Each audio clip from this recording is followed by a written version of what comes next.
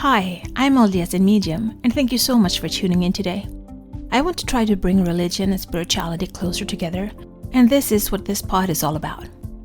I will talk about my own thoughts and feelings as I am both LDS and have spiritual gifts, something that I've had my whole life, but I always thought that it was hard to combine these gifts with my religion. This has torn me into two directions, and I have talked to many people who feel the same way. I can't choose not to have my spiritual gifts, but I can choose how I use them. And I always want to use them for good and to help others. I believe my heavenly parents gave them to me for a reason. So, this is me. Join my quest for knowledge. I've been struggling as to what to say this year. What new do I have to talk about in regards to the Lionsgate portal opening that's opening up and culminating on August 8th? As I was looking around my room, my eyes fell on a book. The title of the book was called, roughly translated from Swedish, Only Light Can Conquer the Darkness. It felt to be a very fitting statement to this portal of immense light that is upon us. The energy of the 888 portal starts to accumulate from somewhere in between the 24th to the 26th of July until it goes down on August 12th. Ancient Egypt held July 26th as the rays of the star Sirius, which was the start point to the Lionsgate energy. This portal for me is the beginning of accumulating light from the summer that is about to go into sleep and turn into autumn, and it is the starting point for the fall that will culminate in December with Christmas and the Christ energies that are strongly present until the end of the year.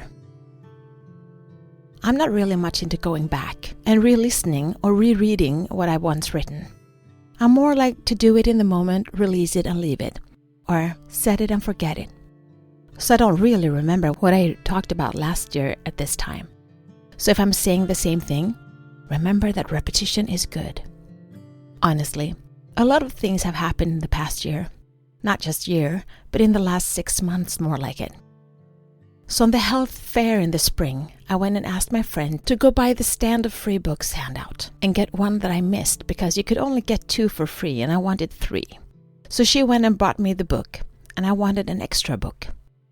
"You can toss it if you don't want it," she said, "but I got this for you."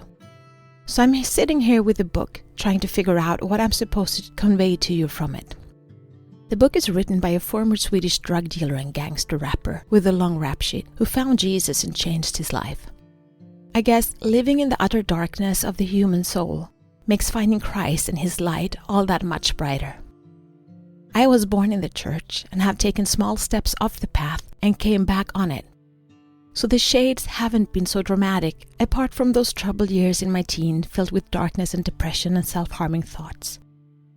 I can't remember where I heard this, but it might have been from the TV drama where they said, "You know, the best way to see the light is to go out and sit in the darkness.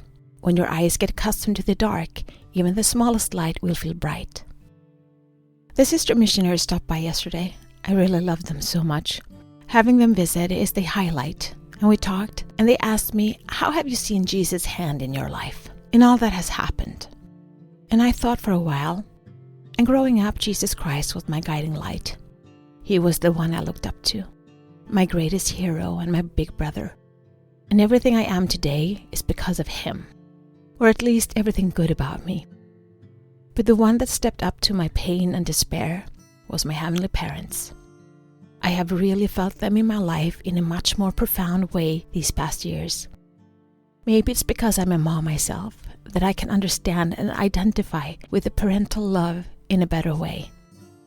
I know how much I love my children and that I would do anything for them if I could.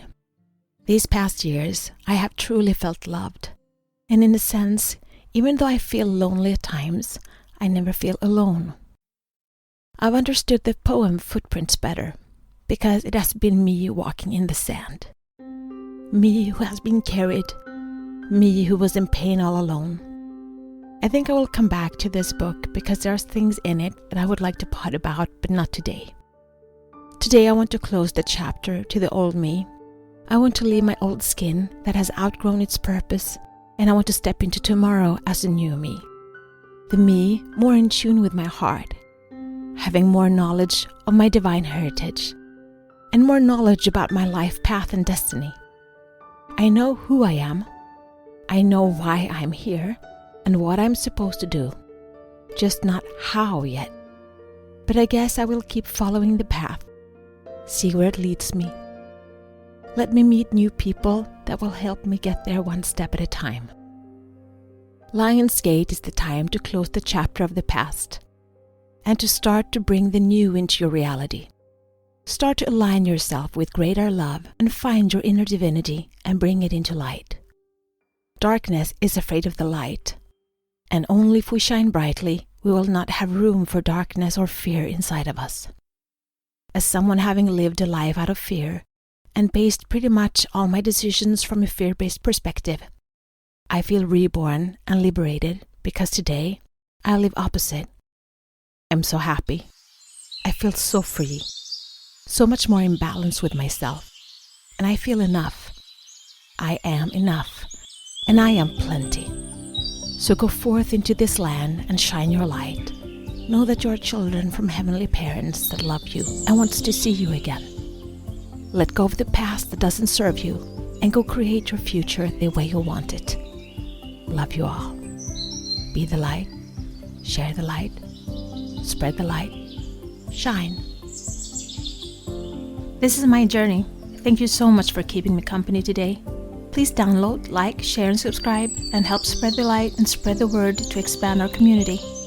Let's bring more love, peace, and unity to this world. Take care of yourself and your loved ones. Always be grateful, kind, and loving. Be brave and remember to step out of your comfort zone and smile. If you support us on Patreon, you will get access to our meditations and extra materials so you can download them as MP3. Also, we now have a Facebook group, which you can access from our Facebook community. Please answer the questions as you apply to participate. It will be a safe haven where we can keep discussing religion and spirituality, our spiritual gifts, and self-development.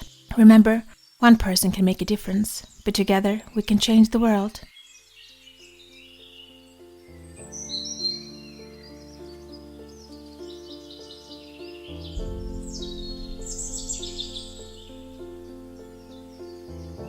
So today I wanted to do something different.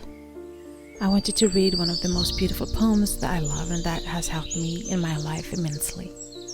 It's called Footprints in the Sand, and I think the author is Caroline Joyce Carty.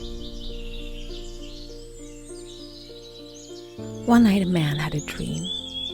He dreamed he was walking along the beach with the Lord. Across the sky flashed scenes from his life. For each scene he noticed two sets of footprints in the sand. One belonged to him and the other to the Lord. When the last scene of his life flashed before him, he looked back at the footprints in the sand. He noticed that many times along the path of his life there was only one set of footprints. He also noticed that it happened at the very lowest and saddest times in his life. This really bothered him, and he questioned the Lord about it.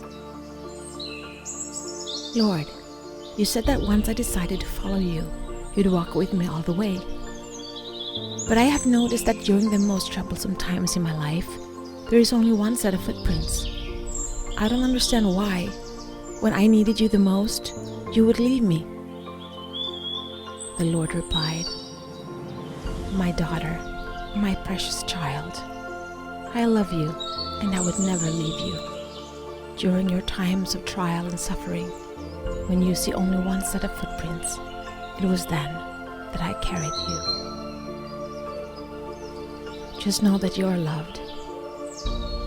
Know that you are cherished beyond words. Know that you are never alone. Know that He is always with you.